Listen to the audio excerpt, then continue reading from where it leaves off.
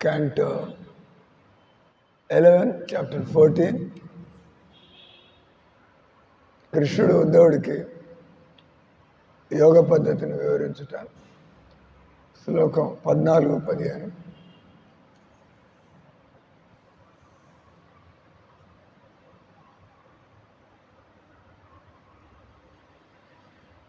ఇది మనం చదివే జగన్నాథాష్టకంలో ఆఖరి 2 శ్లోకాల్లో, జగన్నాథాష్టకంలో ఆఖరిలో నవయ్యాచ రాజ్యం నచ కనక మాణిక్య విభవం నయాచ రమ్యాం సకల జన కామ్యాం వరవధం సదాకాల కాలే ప్రమదపతిన గీత చరితో పాడిన తర్వాత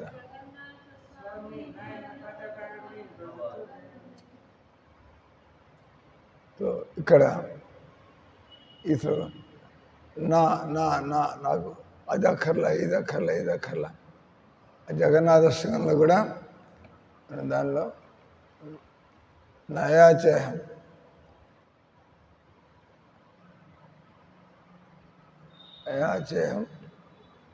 రచకనక మాణిక్య నయాచేహం రమ్యాం వరవధం. నాకు అదొద్దు, నాకు ఇదొద్దు అంటే ఈ సంసారంలో పని పెట్టుకొని ఇవేవి సంసారంలో ఏది నాకు అక్కర్లేదు. నవయాచ రాజ్యం, నేను రాజ్యాన్ని ఆకాంక్షించటం లేదు. నయాచేహం రాజ్యం నచ కనకమాణిక్య విభవం. కనకం బంగారం కానీ మాణిక్యాలు కానీ మనకి సోలార్ ప్లాంట్ స్పాన్సర్ చేసిన ఇంటి పేరు మాణిక్యాల శ్రీనివాస్. మాణిక్యాల శ్రీనివాస్ చంద్రకళ.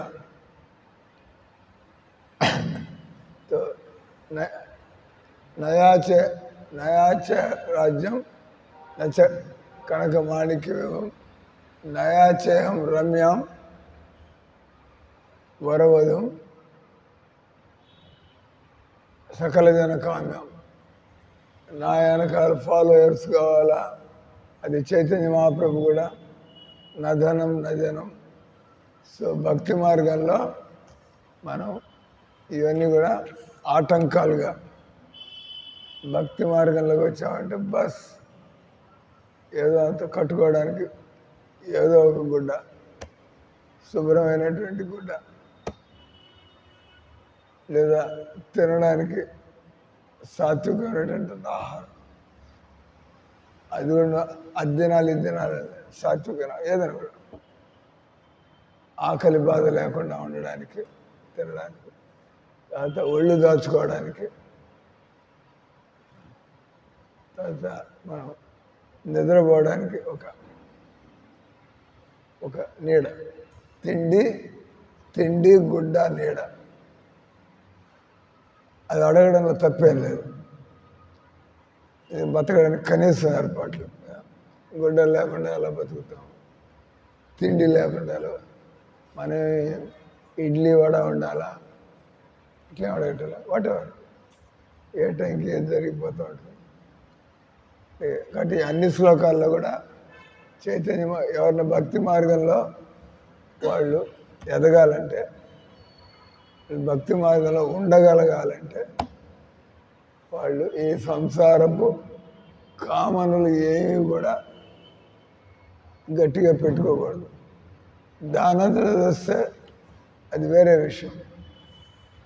ఎవడో వచ్చి ఈరోజు నేను ఫీస్ట్ ఇస్తా, మీరు అదే ఉండదు ఇది ఉండదు అంటే కాలేదు. తినాలనిపిస్తే అప్పుడు తినచ్చు. ఏది దానంతట అది దొరుకుతూ ఉంటుంది.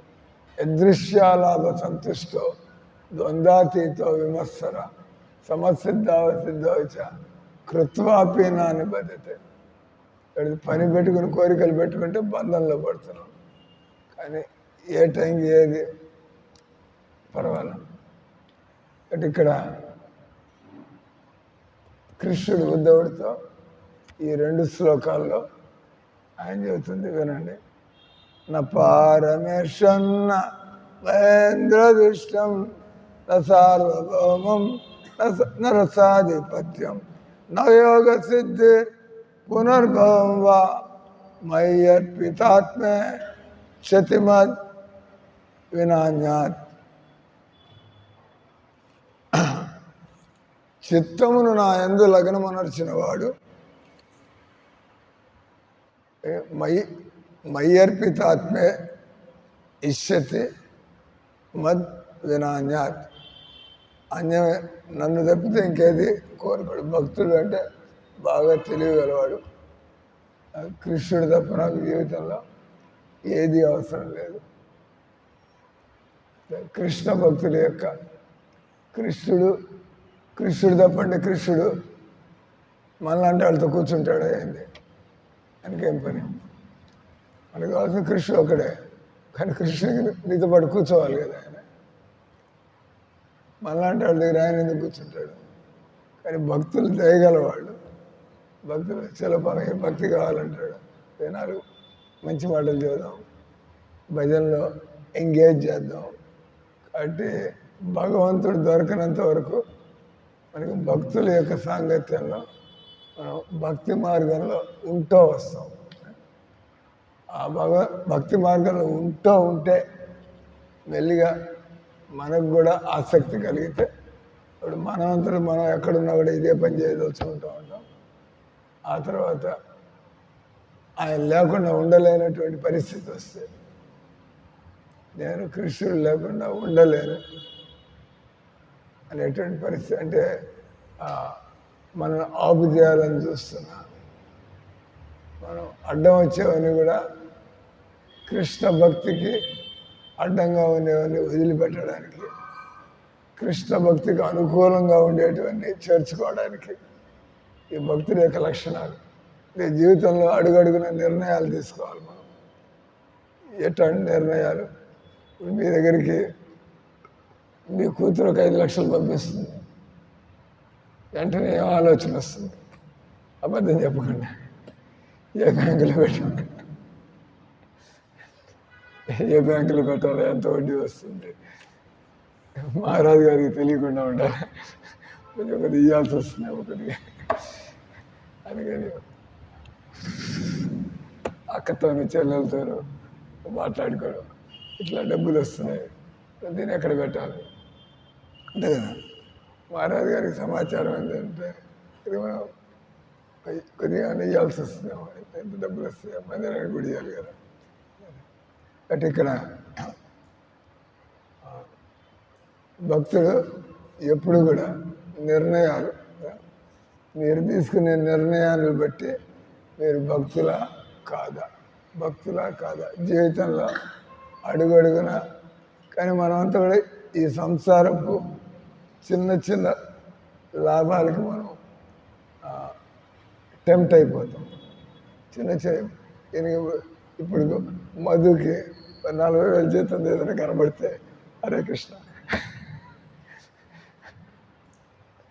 మళ్ళీ ఇక్కడ కనబడతాడో లేదు తెలియదు. ముందు అది ముఖ్యం. కానీ భక్తులైనప్పుడు ఏది తీసుకున్నా నా భక్తిని కాపాడుకుంటూ సంపాదించుకునే ఏర్పాటు నేను చూడాలి.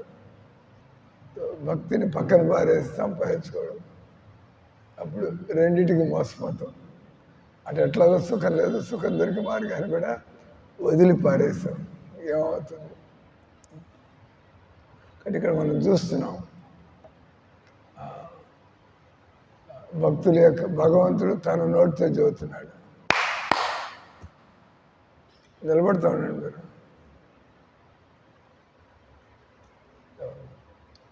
భగవంతుడు తన భక్తులు, అంటే మనం భక్తులు కాదా అవునగా తెలుసుకోవాలంటే భగవంతుడు తన నోటితో భక్తుల యొక్క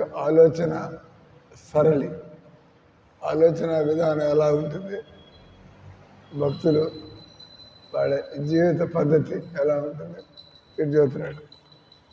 చిత్తము నా యందు లగ్నమర్చినవాడు బ్రహ్మ ఇంద్రుల పదాన్ని ఇక్కడ ప్రైమ్ మినిస్టర్ ఏంది గొడవలు ఎంత పోటీ పడి ఓట్లు వేయించుకోవాలా, జనాలు కాళ్ళు పట్టుకొని వాడు గడ్డాలు పట్టుకొని నానా నాటకాలు ఆడి అక్కడికి. కానీ ఇంద్రుడి పోస్టు బ్రహ్మదేవుడి పోస్టు ఎలక్షన్స్ ఉండవు, దానికి ఇంద్రుడి పోస్టుకి ఎలక్షన్స్ ఉండవు, అపాయింట్మెంట్. ఏ రకంగా హైకోర్టులో సుప్రీంకోర్టులో ఎలక్షన్ ద్వారా చీఫ్ జస్టిస్ ఎన్నుకుంటారు, అపాయింట్మెంట్. వాళ్ళ చీఫ్ జస్టిస్ పోయే ముందు ఘోరంగా అన్యాయం జరుగుతుంది ఇప్పుడు మన భారతదేశంలో. రాజ్యాంగాన్ని రాష్ట్రపతిని ప్రధానమంత్రి పక్కన పారేస్తే అంటున్నాడు ఆయన చీఫ్ జస్టిస్. వీళ్ళంతా ఆలోచిస్తున్నారు, అసలు వీడికి ఏమన్నా తెలుస్తాయండి దేశం ఎలా నడుస్తుంది, తెలుసా దేశం ఎలా నడుస్తుంది తెలుసు కదా. దేశంలో పార్లమెంట్ అనేది చట్టాలు చేస్తుంది. చట్టాలు చేసిన తర్వాత ఆ చట్టాన్ని సుప్రీంకోర్టు కాపాడుతూ ఉండాలి. ఆ చట్టం చేసిన వాళ్ళే దాన్ని ఉల్లంఘిస్తూ ఉంటే లోపల పడేయించవచ్చు. ఎవరు? Chief justice. చీఫ్ జస్టిస్ ఆయన ఇండిపెండెంట్గా ఏం చేయడానికి చీఫ్ జస్టిస్ ఆయన న్యాయం జరిగేది చూడాలంటే చీఫ్ జస్టిస్ అంటే ముఖ్య న్యాయాధిపతి. అంటే ఆయన డిసైడ్ చేసి మారేస్తాడు. ఏ పద్ధతిలో డిసైడ్ చేస్తాడు? రాజ్యాంగాన్ని బట్టి. రాజ్యాంగం అనుసారంగా భారతదేశం ఈ విధంగా నడవాలి, కానీ ఇలా నడవటం లేదు. కాబట్టి ఆయన ప్రధానమంత్రికి హెచ్చరించవచ్చు, ఎవరికైనా కూడా హెచ్చరించవచ్చు. తర్వాత ఇంకోళ్ళు ఎవరు? రాష్ట్రపతి. ఈ ప్రధానమంత్రి వాళ్ళంతా కలిసి ఏదేదో చేస్తారు, కానీ వాళ్ళు ఒక్కళ్ళు చేసినంత మాత్రం చట్టం కాదు ఇది. వీళ్ళంతా కూర్చుని ఏదో చేస్తారు, మెజారిటీ అది ఇది. దాన్ని రాష్ట్రపతి దగ్గరికి పంపించాలి. ఆయన రాజ్యాంగాన్ని కాపాడేటువంటి ఆయన ఒకటి. చీఫ్ జస్టిస్ రాజ్యాంగాన్ని కాపాడాలి, నిర్ణయాలన్నీ దాన్ని బట్టి ఇవ్వాలి. రాష్ట్రపతి ఈ ఎమ్మెల్యేలు ఎంపీలు వీళ్ళంతా ఇష్టం వచ్చినట్టు చేస్తే పప్పులు ఉడకు. ఆయన వెంటనే రాజ్యాంగం ప్రకారం అందరూ సమానం కదా, మీరు అలాంటి చట్టాన్ని ఎందుకు చేస్తున్నారు? కానీ జరిగింది ఏంటంటే ఇంతకుముందు కాంగ్రెస్ వాళ్ళకి 542లో కాంగ్రెస్ వాళ్ళకి 350 వచ్చాయి. అంటే ఇంకా అడ్డం లేదు వాళ్ళకి. అంటే గత 70 ఏళ్ళలో ఎన్నో మాటలు ఇందిరాగాంధీకి వేసి పారేస్తారు, అందరూ గుద్ది పారేస్తారు ఓట్లు. అట్లా నెహ్రూ గారికి కదా, అడ్డం లేకుండా. అంటే వాళ్ళకి పోటీ లేడన్నట్టుగా ఆ టైంలో చేసినటువంటి నిర్వాహకం ఇదంతా కూడా ఎంత రాజ్యాంగాన్ని ఉల్లంఘించేసి. రాజ్యాంగం ప్రకారం అందరూ సమానం, అంటే రాజ్యాంగం అంటే అందరూ సమానం. భారతదేశంలో పుట్టిన అందరూ కూడా సమానం. మరి మైనారిటీలకి రిజర్వేషన్ ఏంది? అదేంది? అందరు సమాజం మళ్ళీ వీళ్ళేంది? ఎందుకు ఇస్తున్నారు వాళ్ళకి రిజర్వేషన్? ఎవరు అడగాల? రాష్ట్రపతి అడగాల. వాకఫ్ బోర్డు ముస్లింలు ఏదైనా భూమి మాది ప్రాపర్టీ మాది అంటే కోర్టు కూడా అడగకూడదంట, అది వాడికి వదిలేసి వెళ్ళిపోవాలి. అక్కడికి ఈ విలేజ్ అంతా మాది అంటే బస్. ఎందుకు అట్లా అంటున్నారు? మా వాళ్ళు వెనకాల పొద్దు ఇక్కడ నమాజ్ చేసుకుని పోయారు కాబట్టి పొద్దు నమాజ్ చేసుకుని పోయారంట. నేను వాళ్ళని ఎక్కడ అడగడానికి లేదు, చట్టం అట్లా చేశాను. దాన్ని ఆపవలసిన రాష్ట్రపతి ఆ బిల్లు అబ్జెక్ట్ చేయొచ్చు. ఇదేం చట్టం ఇది? లేకపోతే నేను రిజైన్ చేసిపోతా, రాజ్యాంగాన్ని కాపాడడానికి నేను కూర్చున్నా, నేను రిజైన్ చేసిపోతా, కానీ ఈ బిల్లు అనొచ్చు కదా, రిజైన్ చేసుకోవచ్చు, బలవంతం లేదు. నేను ఉండగా ఈ బిల్లు పాస్ కావడానికి లేదు, ఎందుకంటే ఇది అందరి హక్కులకి భగ్నం కలిగిస్తుంది. అంటే అంత కుమ్మక్కయ్యి వాళ్ళు కావాల్సినటువంటి రాష్ట్రపతిని పెట్టుకుని అని అంటారు, రబ్బర్ ముద్ర వేసి రాష్ట్రపతిని కూర్చోబెట్టుకుని అక్కడ కొన్ని చోట్ల వీళ్ళు చేశారు. బాబు రాజేంద్ర ప్రసాద్ ఉన్నప్పుడు ఆయన ఏం ఒప్పుకునేవాడు కాదు. ఎందుకంటే వాడు రాష్ట్రపతి అంటే రాజ్యాంగ పరిరక్షకుడు. పిచ్చి పిచ్చి చట్టాలు చేసి ఆయన సంతకం పెట్టమంటే ఆయన ఎందుకు పెడతాడు? అందరికీ న్యాయం జరుగుతుందో చూసుకుంటాడు. అలాగే ఆయన కూడా చేస్తామంటే నేను రాష్ట్రపతిగా ఉండడం జరగడానికి లేదు, కావాలంటే రిజైన్ చేసిపోతాను. అప్పుడు వెంటనే మ్యాటర్ సుప్రీంకోర్టు దగ్గర కూడా పోతుంది. వాళ్ళు కూడా అంటారు ఇట్లా. అంటే ఇవన్నీ రాష్ట్రపతి ఎందుకున్నాడు, చీఫ్ జస్టిస్ ఎందుకున్నాడు, పార్లమెంట్ ఎందుకుంది, ఇవన్నీ అన్యాయం జరగకుండా ఉండడం కోసం.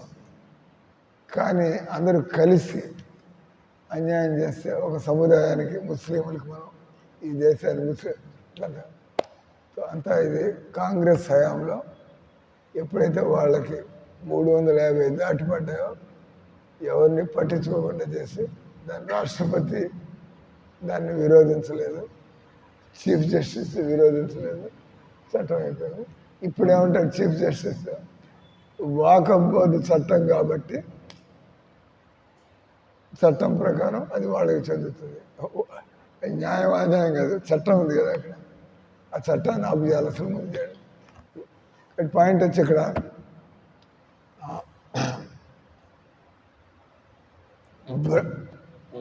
బ్రహ్మదేవుడి యొక్క పోస్టు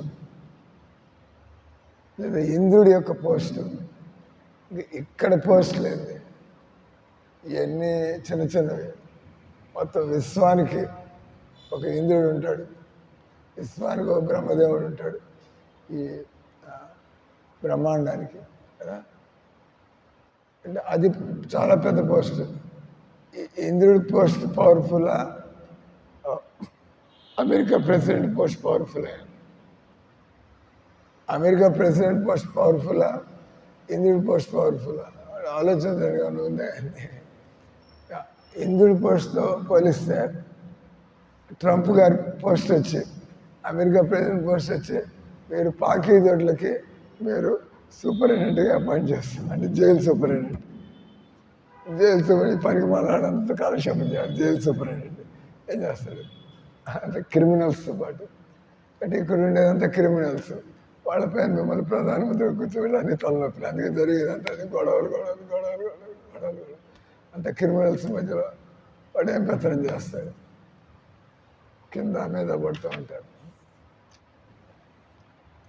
అంటే మిమ్మల్ని అందరినీ ప్రభుపాద భగవద్గీత మీ అందరికీ నేర్పించి, భగవద్గీత మీ అందరికీ నేర్పించి మీరంతా కూడా స్వేచ్ఛావాయువులు పీలుస్తాం. స్వేచ్ఛావాయువు అంటే శరీరం యొక్క బానిసత్వం నుంచి బయటకు వచ్చి భజనలో ఆనందాన్ని పొందుతాం. బానిసత్వంలో ఉన్నవాడు భజనలో ఆనందాన్ని పొందలేడు. నేను వాడి ఇంద్రియాలు సతాయిస్తున్నాయి, భజనలో ఆనందం ఎక్కడ కలుగుతుంది? మైండ్ అంతా డైవర్టెడ్ అటు ఇటు. కాబట్టి ప్రభుపాద చక్కగా ఆయన ఆత్మజ్ఞానాన్ని కలిగించి, మీరు కూడా నిద్రపోతున్నారే భారతమ్మ, వింటున్నారా? తర్వాత 4 ముక్కలు చెప్పాలి ఇక్కడికి వచ్చి. క్లాస్ అయిన తర్వాత భారతమ్మ 40 నిమిషాలు ఏమైనా 4 ముక్కలు చెప్పాలి. నేను ప్రభుపాద అప్పుడప్పుడు అయిన తర్వాత తన శిష్యుని పిలిచేవాడు. అవునా కదా? ప్రభుపాద మామూలుగా ఇట్లా కూర్చున్నాడు ప్రోగ్రాంలో. వచ్చి Yamuna Devi come here speak for 10 minutes అనేవాడు ఆయన. లేదా గోవిందదాసి కమ్ హియర్, లేదా హరికేష్ స్వామి కమ్ హియర్ అంటారు. గృహస్థులు కానీ ఆడవాళ్ళని కానీ ప్రభుపాద గృహస్థులు అట్లా భక్తికి ఆడవాడు లేదు, గృహస్థులు లేదు, సన్యాసి లేదు. ఎవడు ఎంత గట్టిగా భక్తి చేసుకుంటే వాడే బెస్ట్. ఎవడు ఎంత భక్తి చేసుకుంటే వాడు బెస్ట్. ఇక సన్యాసం చెప్పిన రోజుల్లో రాజ్భోగ్ ప్రసాదం తినేసి నిద్రపోతాడు, మహారాజు గారు నిద్రపోతాడు. అట్లంతా కాదు. భక్తి మార్గం అంటే ఎవరు జాగ్రత్తగా ఉంటే వాళ్ళే గొప్పవాళ్ళు, ఎవరు ఎక్కువ భక్తి చేస్తుంటే వాళ్ళే గొప్పవాళ్ళు. మర్యాదలు పాటిస్తాం. మర్యాదలు అంటే ఉంటాయి. మందిరానికి ఒక ప్రెసిడెంట్ ఉంటాడు, మందిరానికి ఒక సన్యాసి, ఏముంటాయి. మామూలు వాళ్ళు మనకంటే పెద్దవాళ్ళు అయి ఉండాలి. అప్పుడు కాకపోవచ్చు, అంతే కదా, కాకపోవచ్చు. కానీ వాళ్ళ యొక్క పొజిషన్ని గౌరవించాలి. టెంపుల్ ఇంకా ఆయన్ని మనం ఒప్పుకోకపోతే మందిరాటం నడుస్తుంది. ఆయన తీసేయాలా ఉంచాలా తర్వాత విషయం. కానీ వ్యవస్థ నడవాలంటే ముందు ఒక అథారిటీ అనేవాడు ఉంటుంది. ఏమైంది, ఇది ఇక్కడ భక్తి మార్గంలో ఎవరికి ఉత్సాహం ఉందో, ఎవరికి పట్టుదల ఉందో, ఎవరు ప్రయత్నం చేస్తూ ఉంటారో వాళ్ళ అడ్డంకులన్నీ తొలగిపోతాయి. అంటే భగవంతుడి యొక్క అనుగ్రహానికి పాత్రలు. అంటే ఇక్కడ బ్రహ్మదేవుడి పదవి, ఇంద్రుడి పదవి కృష్ణుడు ఉద్ధవుడితో చెబుతున్నాడు. చిత్తమును నా యందు లగ్నమనర్చినవాడు బ్రహ్మ ఇంద్రాదుల పదవులను కానీ ఈ లోకాన్ని కానీ, అంటే 3 లోకాలని జయించడం, 3 లోకాల మీద నీకు పెత్తనం ఇస్తే, ధరణిపై సార్వభౌమత్వం, చక్రవర్తి. అంటే ఇక్కడ ఒక్కొక్క దేశానికి ఒకడు. వెనకటి కాలంలో ఎవడు అందరికంటే బలవంతుడో వాడు సార్వభౌమత్వం. ఆ రోజుల్లో యుద్ధాలు, నేను నీకంటే బలవంతుడిని కాబట్టి నువ్వు మర్యాదగా నాకు లొంగిపో అంటాడు. ఎదుటివాడు నేను ఒప్పుకోనది, నేను యుద్ధం చేయాలి, యుద్ధం చేసి ఎవడు గెలిస్తేవాడు అట్లా పోవచ్చు. వెనక నుంచి చంపడం కాదు, వెన్నుపోటు అంటే తిన్నగా. ముఖ్యంగా నువ్వు చక్కటి పరిపాలన చేసే రాజు అయినట్లయితే ఎదుటివాడు రాజ్యంలో అన్యాయం జరుగుతుంది, మీరు ఆపు చేయాలనుకుంటే. అంటే బంగ్లాదేశ్లో హిందువులు చంపుతున్నారు, ఎంతమంది తెచ్చి ఉంటారు. మోడీ గారు అబ్జెక్షన్ పెట్టాడు. మోడీ గారు అన్నారు, మీరు మత వివక్షతో అమాయకులైన హిందువుల్ని చంపనీమాకండి. అంటే వాడేమంటాడు, తలబిరుసు అక్కడ ఉండే యూనస్ మహమ్మద్, మాకు మా రాజ్యాంగం ఉంది, మాకు మా సుప్రీంకోర్టు ఉంది, మీరే మాకు చెప్పక్కర్లేదు, ఇక్కడ అన్యాయాలు జరుగుతాయి. ఇది వాడి రాజ్యంలో మనం దూరలేం కదా. పక్కింట్లో గొడవ జరుగుతూ ఉంటుంది, మీరు భరించలేకపోతారు. పక్కింట్లో మొగుడు పెళ్ళాన్ని సతాయిస్తున్నాడు, అనవసరంగా మీకు అవన్నీ వినపడుతున్నాయి.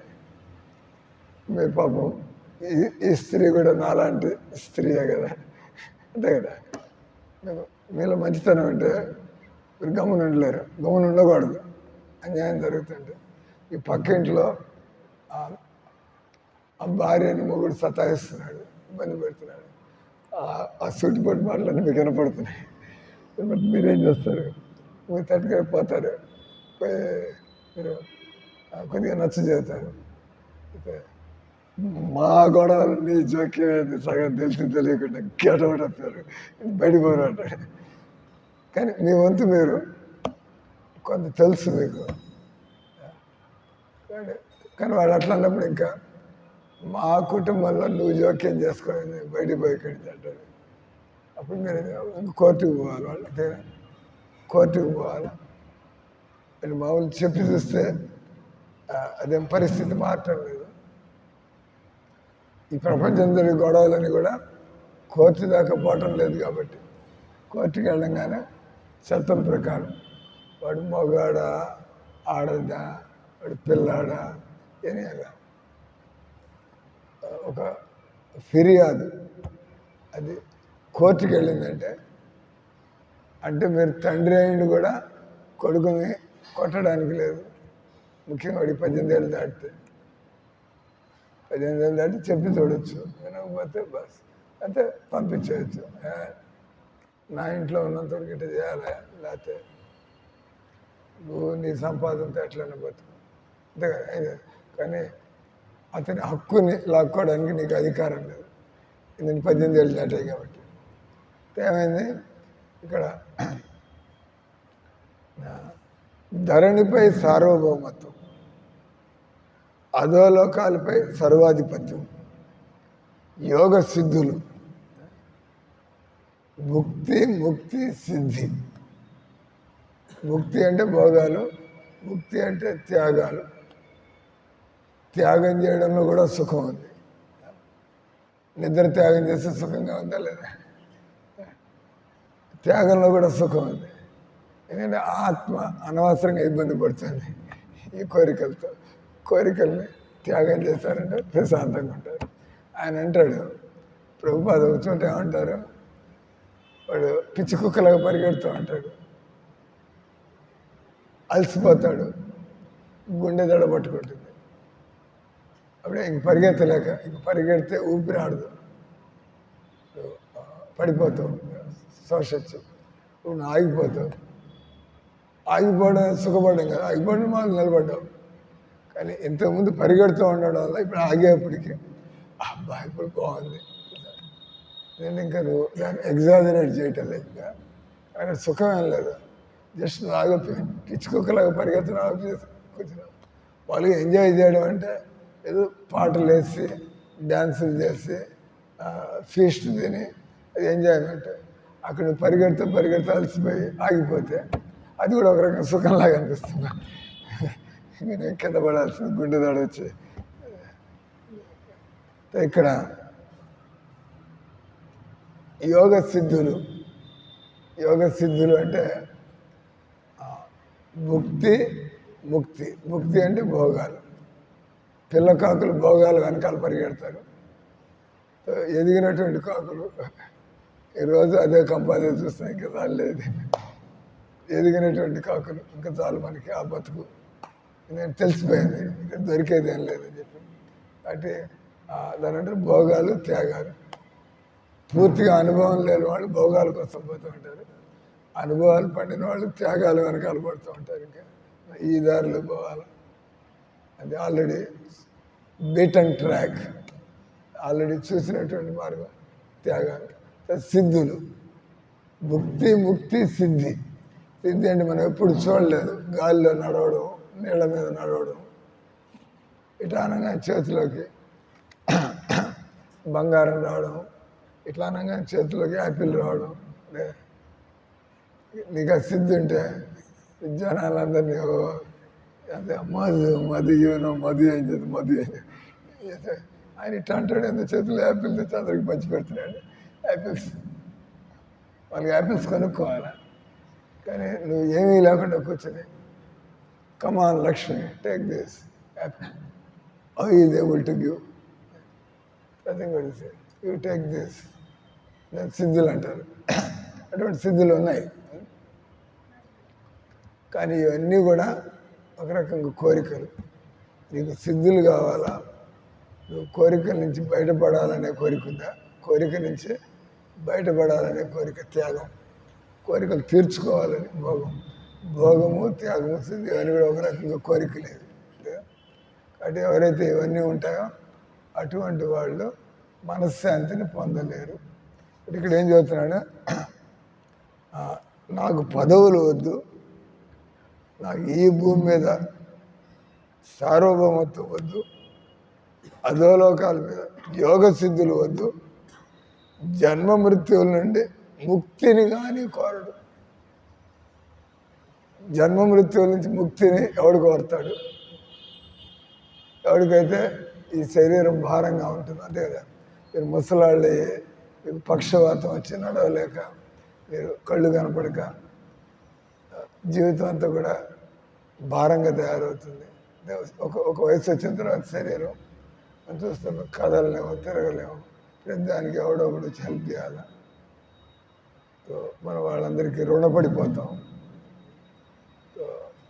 గౌరవంగా బతికిన వాడికి ఇట్లా ఎంతమంది సహాయం తీసుకోవాలంటే కొద్దిగా బాధగా ఉంటుంది. నాకేం ఈ గదిపై ఇంతమంది నేను సహాయం చేసేవాడిని, నా పరిస్థితి ఇట్లా అయిందని. ఇక్కడ అటువంటి వాళ్ళు నేను ఎంత తొందరగా చేస్తే అంత మేలు, నేనెందుకు ఇబ్బంది పడతావు, ఇతరుని ఇబ్బంది పెడతావు అంతే కదా. నువ్వు ఇబ్బంది పెట్టదలుచుకోకపోయినా కూడా నీకు ఎవరు భోజనం తెచ్చేయాలి కదా. నువ్వు భోజనం మనం దిగే పరిస్థితి లేదు, మెట్లు రూమ్కి తీసుకొచ్చి మీకు భోజనం తెచ్చేయాలి. అంటే అటువంటి వాళ్ళు అంటారు, ఎందుకు బతికి నేను ఇబ్బంది పడుతావు, నా దగ్గర ఉండే వాళ్ళని ఇబ్బంది పెడతావు, పోతే బాగుంటుంది అనే ఆలోచన వస్తుంది మనిషికి. ఎందుకంటే దాని ఏమంటారు, జన్మ మృత్యువుల నుంచి ముక్తి. భక్తుడు అది కోరడంట. ఏమి అంటే భక్తుడు ఎప్పుడు కూడా తన సొంత ఆలోచనలు పెట్టుకోడు. దేవుడు నాకు పనిచేసే శరీరం ఇస్తే నేను పని చేస్తూ ఉంటాను, దేవుడు నాకు పనికి మాలిన శరీరం ఇస్తే, పనిచేయని శరీరం ఇస్తే ఆ పరిస్థితులు నేను చేయగలిగితే చేస్తాను. కానీ నేను చేయాల్సింది దేవుడికి. మీ శరీరం పనిచేయకపోయినా కూర్చొని హరే కృష్ణ హరే కృష్ణ అంటూ ఉంటాను. లేదా మీరు తిరగలేకపోతే కూర్చొని చేయగలిగే పనులు. అంటే ఈ బొందులో ప్రాణం ఉన్నంత వరకు నేను మనస్సు ద్వారా కానీ నా మాటల ద్వారా కానీ, ప్రభుపాదికి 80 ఏళ్ళు దాటాయి. ఆయన అంతకు ముందులాగా పనులు చేస్తాయి, కానీ ఆయన ప్రవచనాలు ఇస్తున్నాడు, భజనలు చేస్తున్నాడు, చెబుతున్నాడు, ఇట్లా చేయండి అట్లా చేయండి. వాళ్ళు వింటున్నారు. అంటే ప్రభుపాద ఆయన కృష్ణుడిని కన్సల్ట్ చేసి ఆయన భక్తులు ఎంత ఎదిగాడంటే, ప్రభుపాద కూర్చొని మాట్లాడితేనే దానికి అంతులేని విలువ.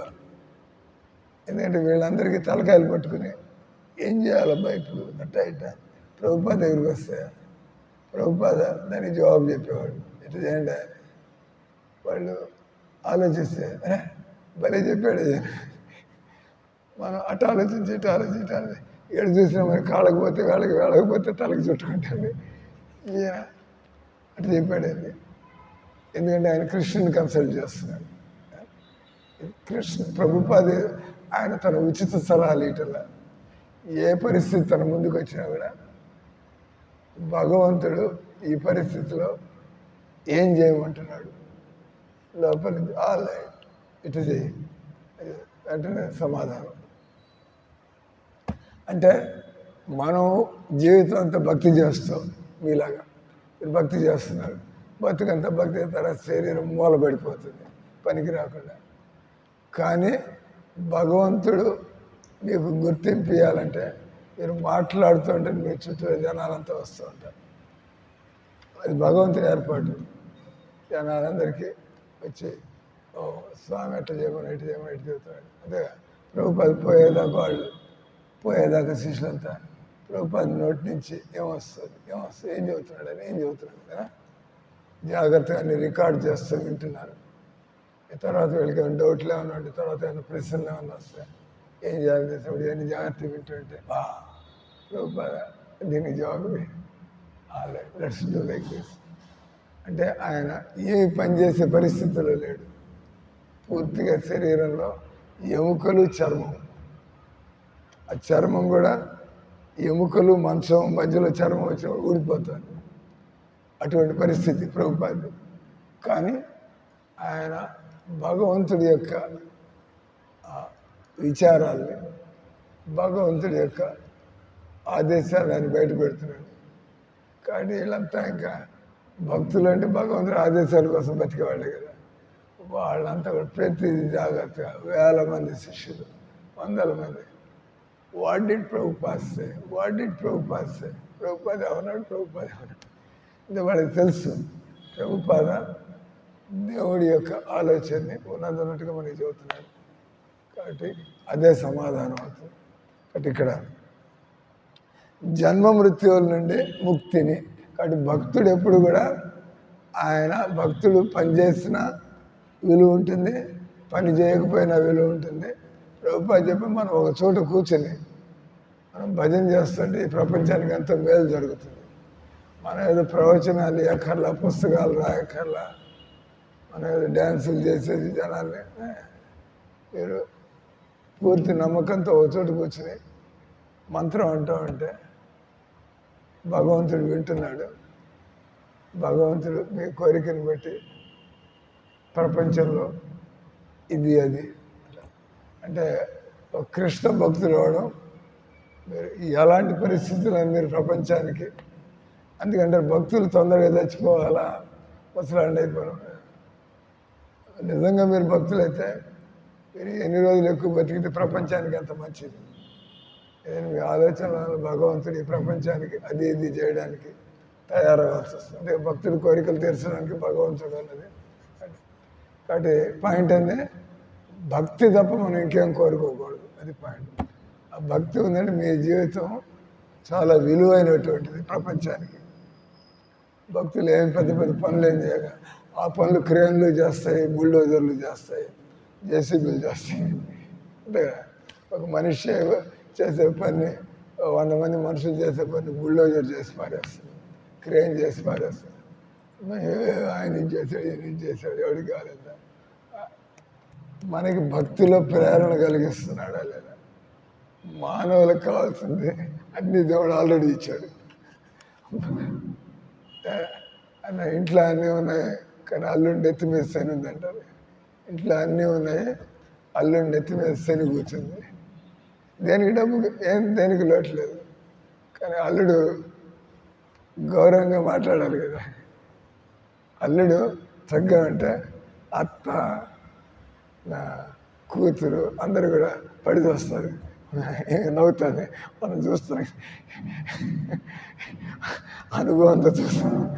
అనుభవంతో చూస్తున్నాం కదా అల్లుడి పరిస్థితి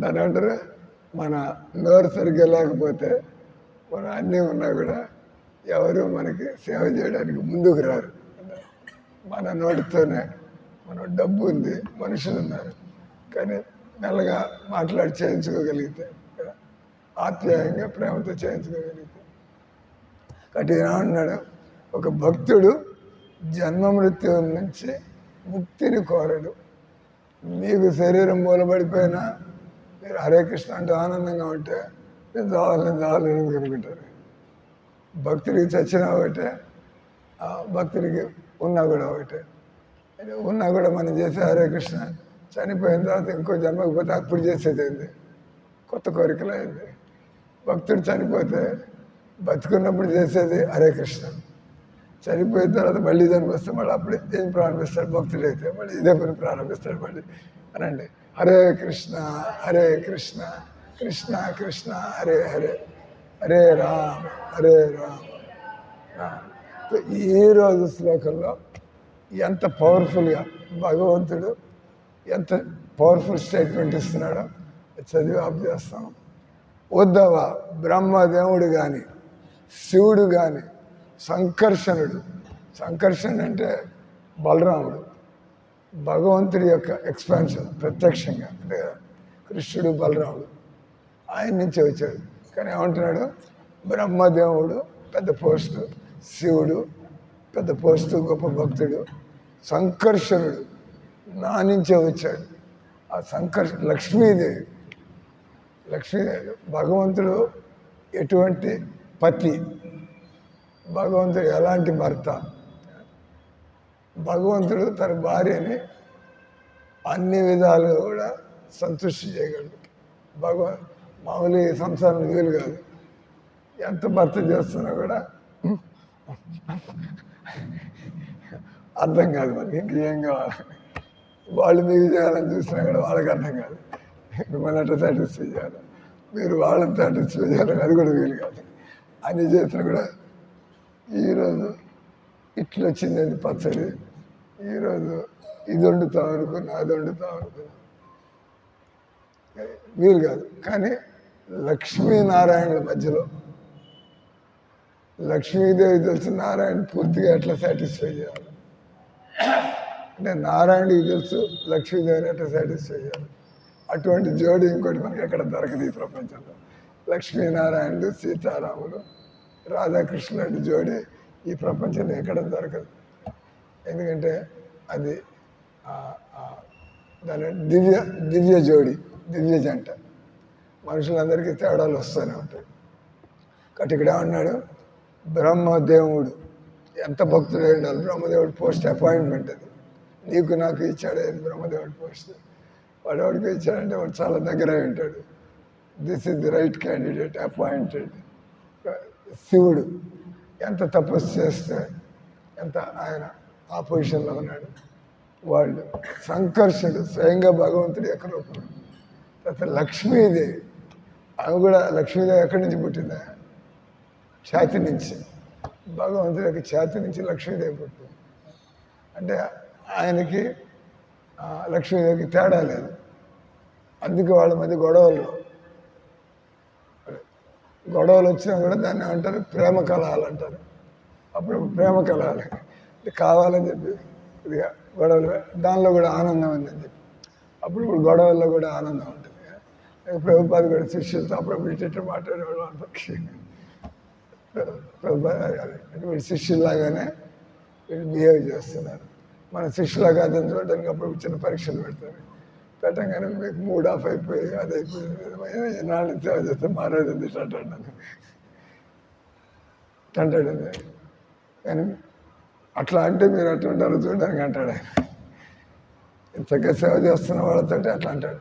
అనగానే మా మీద మీకు అధికారం సార్, మీరు ఏమన్నారండి? టెస్ట్ ప్యాస్ జీవితంలో ఎవరైనా నేను భక్తులు ఎదుగుతున్నా అంటే ఈ పరీక్షలని మనకి తప్పవు. కాబట్టి ఇక్కడ లక్ష్మీదేవి అయినా కూడా నా స్వరూపమే. అంటే మనందరికీ మనం అంటే ఎంత ప్రేమ ఉంటుంది. ఏం చేస్తున్నాడో ముందు మనం, ఆ తర్వాత తల్లిదండ్రులు, ముందు మనం, ఆ తర్వాత వాడు వీడు. మనల్ని పక్కన పెట్టేసుకుని ఇంకోటి కోసం బతికేవాళ్ళు ఎవడు ఉండడు ఈ ప్రపంచంలో. కానీ భగవంతుడు ఏమన్నాడు? నా స్వరూపం అంటే నాకు, నేను కంటే కూడా నాకు నా భక్తులే ప్రియుడు. అది భగవంతుడు ఎందుకయ్యా అంత గొప్ప అంటే అన్నాడు. భగవంతుడు ఉన్న అన్ని లక్షణాల్లో భక్తవత్సలుడు. ఆ భక్తవత్సలుడి లక్షణం అంటే ఆయన భక్తుల కోసం ఏమన్నా చేయడానికి తయారవుతాడు. ఎందుకంటే అన్నాడు, ఓ ఉద్ధవ, బ్రహ్మదేవుడు కానీ, శివుడు కానీ, సంకర్షణుడు కానీ, లక్ష్మీదేవి కానీ, నాకు నా మీద ప్రేమ కానీ, నీవు నాకు ప్రియమైనంతగా ప్రియము కారు. తన శుద్ధ భక్తుడికి గల అనన్యముకు ప్రేమను భగవంతుడు వర్ణించను. భగవంతుడు భక్తులేడ తన ప్రేమని అక్కడ మనం ఇందాక శ్లోకంలో 14వ శ్లోకంలో మనం భగవంతుడి కోసం భక్తులు అన్నీ ఎలా తిరస్కరిస్తారు అధ్యయం. ఇక్కడ భగవంతుడు తన భక్తుడి కోసం మిగతా సంబంధాలు ఏమీ లేకుండా భక్తుడే నాకు అని ఇక్కడ ఈ శ్లోకంలో భగవంతుడు భక్తుల తన ప్రేమను వివరించు. ఆత్మయోని అనగా బ్రహ్మదేవుడు నేరుగా దేవదేవుని శరీరం నుంచి పుట్టినవాడు బ్రహ్మదేవుడు. నిరంతర ధ్యానంతో శివుడు ఎప్పుడు కృష్ణుడు గొప్ప ఆనందాన్ని కలిగించేవాడు. సంకర్షణుడు సాక్షాత్ కృష్ణుడు సోదరుడు. లక్ష్మీదేవి భగవంతుడి ఇల్లాలు. ఆత్మపదమునుగా తన శ్రీ విగ్రహం అతన్నే సూచించారు. వీరిలో ఎవ్వరు చివరికి స్వీయ రూపం ఉద్ధవుని వంటి విస్తృత భక్తుడు అంతగా కృష్ణుడికి తన మీద కూడా ప్రేమ లేదు. ఉద్ధవుడు అకించనుడైన భగవద్భక్తుడు. ఎందుకయ్యా ఉద్ధవుడు అంటే కృష్ణుడికి అంత అకించన అంటే తనకంటూ ఏం కోరికలు లేవు ఉద్ధవుడికి. ఎప్పుడు మర్యాదస్తుడైన వ్యక్తి ఒకప్పుడు స్వలాభాన్ని, తన సంతానం యొక్క హితాన్ని పట్టించుకొనక దరిద్రులకు పేదవారికి దానం ఇచ్చే ఉపమానం మధ్వాచార్యుడు. అప్పుడు బాగా దానం కూడా ఉండేవాడు. తన పెళ్ళాన్ని బిడ్డల్ని పట్టించుకోకుండా అవసరం ఉండేటువంటి వ్యక్తిని చూసి ఆ పెళ్ళాన్ని బిడ్డలకి ఏదో అంత తినడానికి అట్లాగే ఉంది, వీడికి లేదు, నే ఇవ్వకపోతే వీడికి ఆవిడిస్తాడు. అదే ఆ రకం ఇక్కడ ఉదాహరణ ఇస్తున్నాడు ఎవరు? మధ్వాచార్యులు. ఈ ఉదాహరణ ఒక దాని ఏ విధంగా తన భార్య బిడ్డలను కూడా పట్టించుకోకుండా ఇంకోటికి అన్ని అప్పగిస్తాడు. తన సంతానం యొక్క లాభాన్ని పట్టించుకోకుండా దరిద్రులకు భేదవానికి దానం ఇచ్చాడు. అట్లే తన కరుణపైన పూర్తిగా ఆధారపడి ఉన్న నిస్సహాయ భక్తుడికి భగవంతుడు, ఎవరైతే ఆ విధంగా కృష్ణుని నమ్ముకుని బతుకుతున్నారో అటువంటి భక్తుడికి భగవంతుడు ఎక్కువ ప్రాధాన్యాన్ని ఇచ్చింది. ఈ సుధాముడిలాగా లేదా ఎంతమంది ఉన్నారు భక్తులు. భగవంతుడి యొక్క అహేతుకమైన ప్రేమ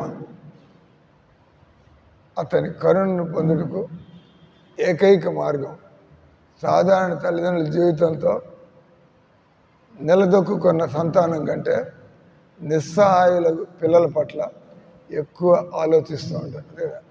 ఇంట్లో పిల్లలు ఉంటారు, కానీ ఎవడైతే గుడ్డివాడో అవిటివాడో అమ్మ ఎప్పుడు కూడా వాళ్ళ కోసం ఆలోచిస్తాడు. వాడు బతకడం వాడికి తెలుసు, వీడికి ఏం చేయాలి. ఆ రకంగా భగవంతుడు ఎవరైతే పూర్తిగా ఆయన నమ్ముకుని బతుకుతూ ఉన్నారో తనపైన పూర్తిగా ఆధారపడిన భక్తుల పట్ల కృష్ణుడు తోడ మొగ్గు చూపును. కనుక మనిషి గుణాలు లోపించి ఉన్న ఇతర అపేక్ష లేకుండా, అంటే భగవంతుని నుంచి ఏమీ అడగకుండా కేవలం భగవంతునిపై ఆధారపడదు, అప్పుడు నిశ్చయముగా అతడు జీవిత పూర్ణత్వాన్ని సాధించగలడు. అంటే మెల్లిగా దీని అంటే లెట్ గో ఆఫ్. మనం భక్తులైనప్పుడు మామూలుగా మనకు ఉంచుకొని దేవుడికి ఎదుగుతాం, మనకు ఉంచుకొని దేవుడికి ఎదుగుతాం. కానీ మనం భక్తులు ఎదుగుతూ ఉంటే ఏమో ఇవన్నీ దేనికి పనికి వస్తాయి, దేవుడికి కాపాడకపోతే ఇది ఆయన నమ్ముకోవడం మేలు, బాగా ఎదిగిన వాడే ఉండాలి కదా. చెప్పారు హరే కృష్ణ హరే కృష్ణ కృష్ణ కృష్ణ హరే హరే, హరే రామ రామ రామ హరే హరే.